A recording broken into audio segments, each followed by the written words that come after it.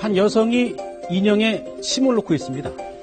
무엇 때문에 인형에 침을 놓고 있는 걸까요? 선뜻 이해하기가 어려운데 이게 아픈 사람을 치료하는 거랍니다. 인형에 환자의 이름을 쓴 다음 침을 놔서 병을 낫게 한다는 건데요. 효과가 있을까요? 오늘 뉴스 따라잡기에서는 환자들의 절박한 마음을 이용한 불법 의료 시술의 실태를 취재했습니다. 자신을 기치료사라고 소개한 여성이 인형에 침을 놓고 있습니다. 맞은편에 있는 환자는 마치 직접 침에 찔리기라도 한 것처럼 반응을 보입니다.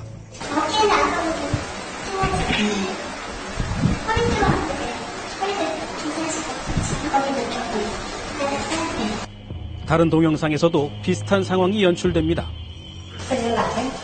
지금 얼굴이라고 지금 많은 분만 일단 눈 쪽이 지금 확 부대있어서 그쪽이 흩어집니다. 한 무허가 의료행위업자가 인터넷에 올려놓은 홍보 영상입니다. 이른바 아바타 시술. 인형에 아픈 사람의 이름을 붙여 침을 놓으면 환자의 병이 낫는다는 좀 황당한 시술입니다. 취재팀은 사흘 전 해당 시술원에 직접 전화를 해봤는데요. 믿음을 갖고 하면은 돼요. 믿고 시작하면은 치유가 되는 것이고, 이건 뭐 되겠네. 이 하면은 처음부터 안 되고. 믿음을 가져야만 효력이 생긴다는 아바타 시술. 그래서인지 대구에 사는 50대 여성 송모 씨와 이모 씨는 이 황당한 인형 주술을 철석같이 믿었다고 합니다. 암을 앓고 있었던 두 사람은 벼랑 끝 절박한 심정으로 이 시술에 매달렸다고 하는데요. 내가 몸이 안 좋아서 이런 치료를 받고 있다. 그러니까 그러면 같이 치료를 한번 해보자. 소개를 해가지고 아바타 힐링을 하게 됐습니다. 아바타 치료는 인형으로 하기 때문에 직접 오지 않아도 된다는 말을 듣고 송 씨와 이 씨는 곧바로 수십만 원씩을 입금하고 시술을 받았습니다. 실제 취재팀도 이들과의 전화통화에서 비슷한 얘기를 들을 수 있었는데요.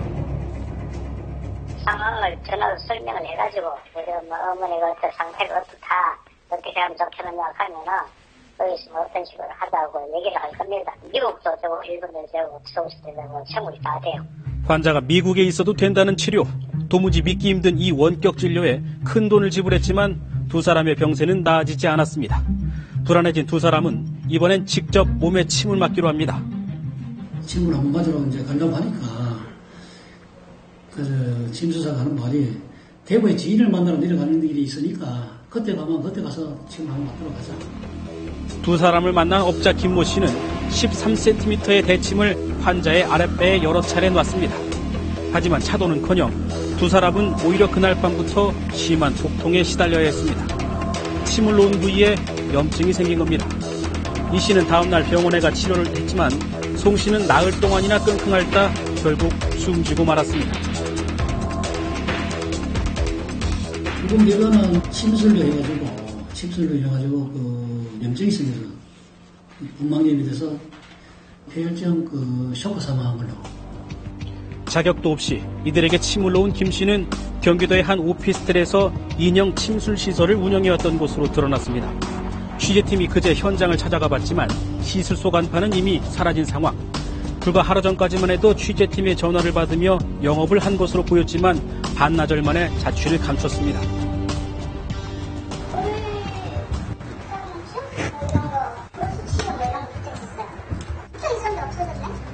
홍보 영상까지 만들어 자신의 시술에 대해 자신감을 보였던 김 씨. 내가 원래 침을 진짜 잘 놔요. 인대가 60% 그런 사람도 침 한 번 넣고 병원 집어내는 사람들 나한테 치료해요. 하지만 결국 인형을 넘어 환자를 숨지게 한 혐의로 경찰에 구속됐습니다. 위험천만한 불법 시술 사례는 이뿐만이 아닙니다.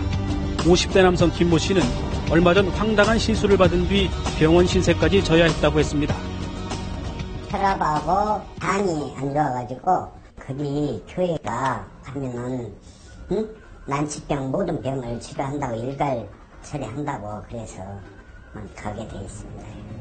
김 씨는 얼마 전 보도돼 충격을 줬던 이른바 목사 부부 소금물 관장 사건의 피해자였습니다. 목사 부부를 따라간 치료 캠프에서 만병통치약이라며 소개를 받은 건 소금물로 하는 관장이었다고 합니다.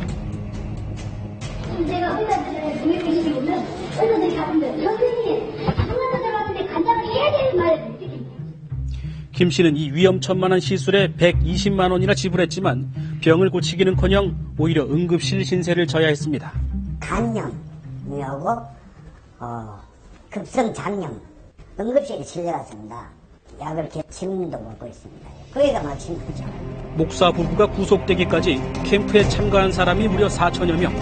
이렇게 많은 사람들이 부부의 말을 믿은 건 지푸라기 같은 희망이라도 잡고 싶은 절박함 때문이었습니다. 사람 말기, 위안 말기 이런 사람들하고 같이 교육을 받았어요. 무조건 낳는다고.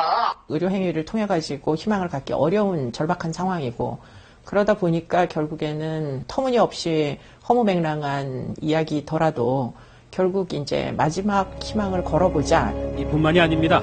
무자격 벌침의 부황치료, 말기암 환자를 대상으로 한 정체모를 주사까지 중증 환자의 절박한 심정을 노린 위험천만한 불법 시술은 해마다 수백 건씩 적발되고 있습니다. 병 있는 사람은 그 피해가 점점 더 많이 생길 수밖에 없습니다. 면역력이 그만큼 떨어졌기 때문에 일반 사람보다 2배, 3배, 4배, 많게는 10배 위험이 있습니다. 벼랑 끝 환자를 2번 울리는 불법 의료 행위에 대한 보다 강력한 단속과 예방책 마련이 필요해 보입니다.